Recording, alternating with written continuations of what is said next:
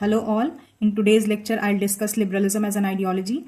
So initially, we'll understand what is an ideology and then move towards various phases of liberalism. So let's start with the meaning of ideology. So ideology is a system of shared beliefs, values and ideas जो form करता है किसी group या society का world view. It is not only about how society is but also prescribes how it should be and gives people a blue print of action.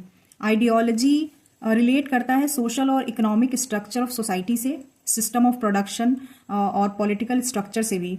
Ideology term डिस्ट्यूट D Tracy ने coin किया था और वो ideology को science of ideas कहते हैं, जहाँ पे आइडियाज़ प्रेजेंट किया जाता है and people accept them and believe in those ideas, जो कि ज़रूरी है रियलिटी को समझने में सोसाइटी की, that how society functions. So if we have to understand the society then we must understand the ideology on which it is based.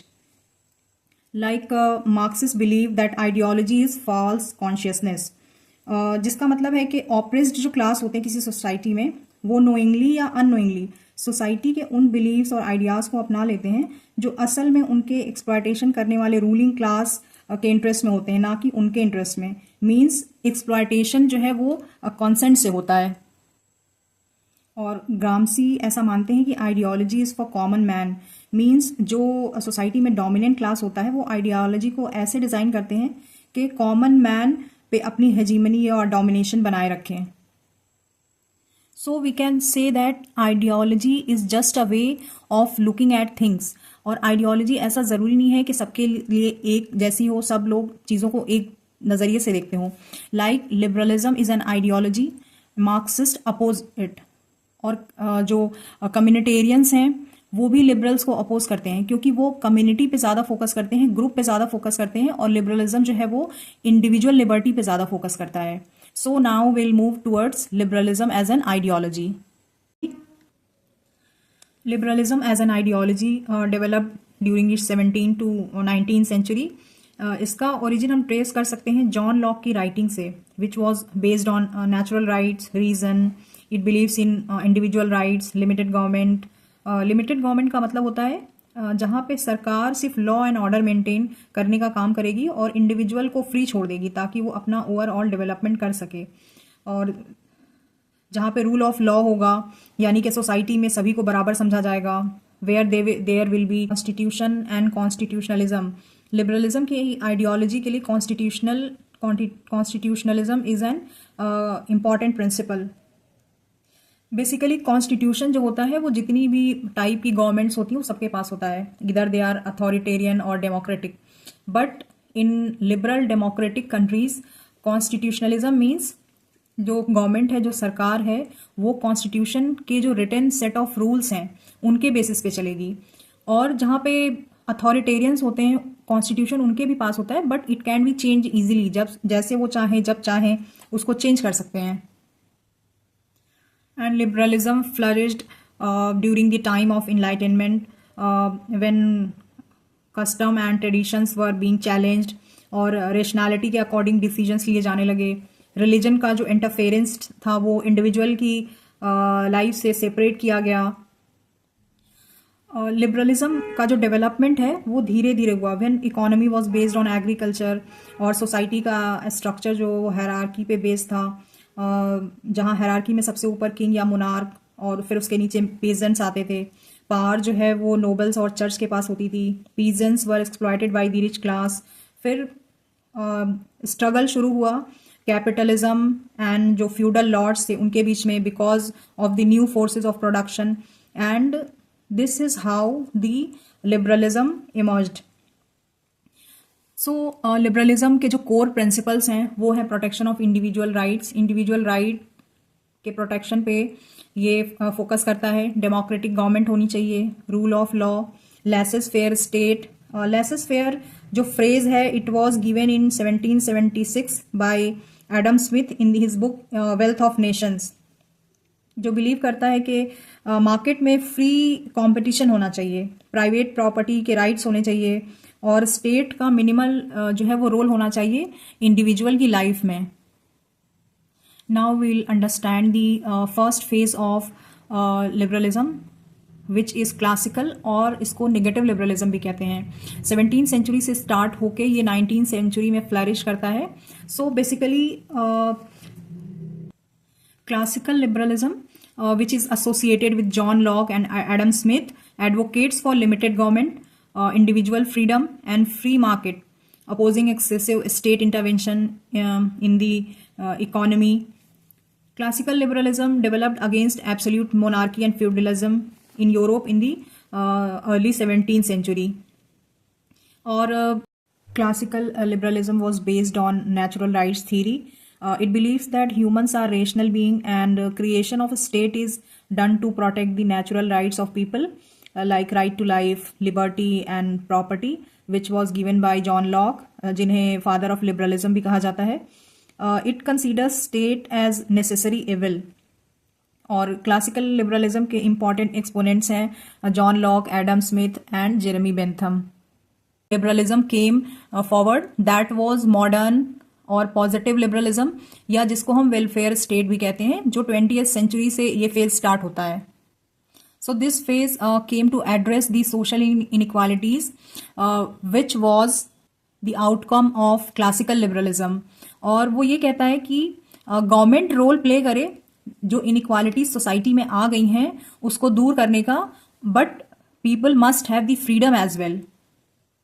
Modern liberalism जो है वो स्टेट के पॉजिटिव रोल की बात करता है. मींस ये कहता है कि स्टेट जो है वो सोशल एंड इकोनॉमिक गुड्स जो हैं उनका डिस्ट्रीब्यूशन करे और वेलफेयर के लिए पॉलिसीज बनाए ताकि जो इनकम में इनइक्वालिटीज आ गई हैं लोगों में उसको मिनिमाइज किया जा सके. It believes in positive rights or positive liberty, like its state should provide education, health care, social security like pension and all to its citizens. और state जो है वो social justice के लिए काम करे, like better opportunities उन लोगों के लिए हों जो disadvantageous position पे हैं, जैसा कि हमने जॉन रॉल्स की थीरी में पढ़ा था. स्टेट लोगों के बीच जो इनइक्वालिटीज हैं उनको दूर करने के लिए वेलफेयर पॉलिसीज चलाए. इसके एक्सपोनेंट्स हैं T H. Green, L T. Hobhouse, Laski, John Rawls, Robert Dworkin etcetera. The next phase of liberalism is libertarianism, जो कि मिड 20th सेंचुरी से स्टार्ट होता है with the writing of Constitution of Liberty by Friedrich Hayek in 1960. So it came forward as a critique of welfare state. जब welfare के नाम पे state ने अपनी पावर्स बहुत बढ़ा ली, then again libertarianism revived the idea of classical liberalism which advocates for minimal interference of state in individual life and economy. It believes in protection of individual and property rights, also abolition of government regulation and subsidies we can say. इसके important जो proponents हैं वो Friedrich Hayek, Robert Nozick, David Friedman हैं. Hayek का कहना है कि liberty और equality are two opposite concepts. People have different abilities and skills, तो उन्हें फ्री छोड़ दिया जाना चाहिए बिना स्टेट के अननेसेसरी इंटरफेरेंस के, तभी उनका डेवलपमेंट हो सकता है.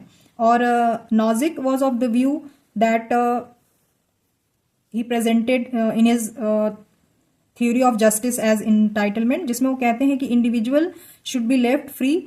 बस स्टेट को ये चेक रखना चाहिए कि जो कुछ भी उसने एक्वायर किया है वो लीगल है, मीन्स के मिनिमम इंटरफेरेंस हो स्टेट का इंडिविजुअल की लाइफ में. And next phase of liberalism came in the late 20th century.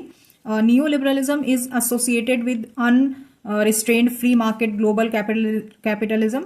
It was popularized by Ronald Reagan and Margaret Thatcher in 1980s and economist Milton Friedman also.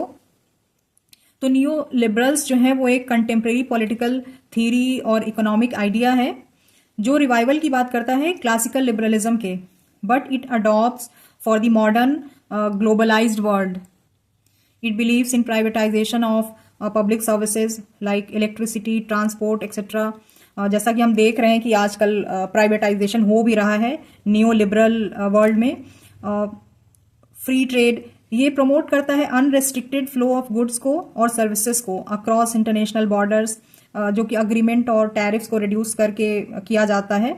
और deregulation की बात करता है ये industries की, means removing और relaxing government rules and restrictions on financial markets. So neoliberalists believe that the primary function of state is to provide security to the people, not to do welfare. तो कुछ basic जो की points हैं new liberalism के वो ये हैं कि एक मार्केट सेंटर्ड अप्रोच रखता है, मिनिमल स्टेट की बात करता है जहां पे स्टेट इंडिविजुअल की लाइफ में कम से कम इंटरफेयर करे, और प्राइवेटाइजेशन ऑफ पब्लिक सर्विसेज की बात करता है, डीरेगुलेशन ऑफ इंडस्ट्रीज की बात करता है, फ्री ट्रेड एंड ग्लोबलाइजेशन की बात करता है। सो हम यहाँ पे देखते हैं कि जो लिबर्टेरियनिज्म है और जो नियो लिबरलिज्म है, is there any difference between the two? Very slight difference is there between libertarianism and neo liberalism. Libertarianism जो है वो रोल ऑफ स्टेट को लिमिटेड कर देता है to protect the individual rights, like night watchman state की तरह state का रोल होना चाहिए लिबर्टेरियनिज्म में, जहां पर कि नियो लिबरलिज्म ये कहता है कि स्टेट का स्ट्रॉन्ग और एक्टिव रोल होना चाहिए इकोनॉमी में, यानी कि ये प्रो मार्केट है। और जहां पर libertarianism generally opposes all forms of state intervention, where neoliberalism accepts some form of intervention only for the regulation of market. तो बहुत स्लाइड सा डिफरेंस है लिबर्टेरियनिज्म और नियोलिबरलिज्म में। कुछ क्वेश्चंस प्रैक्टिस कर लेते हैं। First one is which of the following is not a feature of classical liberalism? So classical liberalism supports free market, yes, ये फ्री मार्केट को सपोर्ट करता है। Emphasis of individual liberty, yes. Expansion of state control over the economy, no. Classical liberalism का ये feature नहीं है, ये modern liberalism या जो वेलफेयर स्टेट है या जो पॉजिटिव लिबरलिज्म है उसका फीचर है ये। और लिमिटेड गवर्नमेंट भी क्लासिकल लिबरलिज्म का फीचर है। So C will be the correct answer. Next question, according to Adam Smith which of the following drives economic prosperity? 1 government regulation, state controlled industries, free market and competition, central planning. तो Adam Smith जो laissez faire का idea देते हैं उसमें वो free market और competition की बात करते हैं। So C will be the correct answer. Next one is who coined the term ideology? So Destutt de Tracy coined this term. Next one, which among the following are elements of liberalism? Man is rational in nature, individual has right to develop himself, it believes in constitutionalism. So yes, rationality की बात करते हैं liberalism में, और individual right की भी बात करते हैं, कॉन्स्टिट्यूशनलिज्म की बात करते हैं, रूल ऑफ लॉ की बात होती है, डेमोक्रेटिक गवर्नेंस की बात होती है, और इंडिविजुअल राइट्स की भी बात होती है लिबरलिज्म में। Society should not be plural, liberalism ऐसी कोई भी बात नहीं करता है कि सोसाइटी प्लूरल नहीं होनी चाहिए, सोसाइटी प्लूरल हो सकती है। So I hope I made this topic clear. Thanks for watching.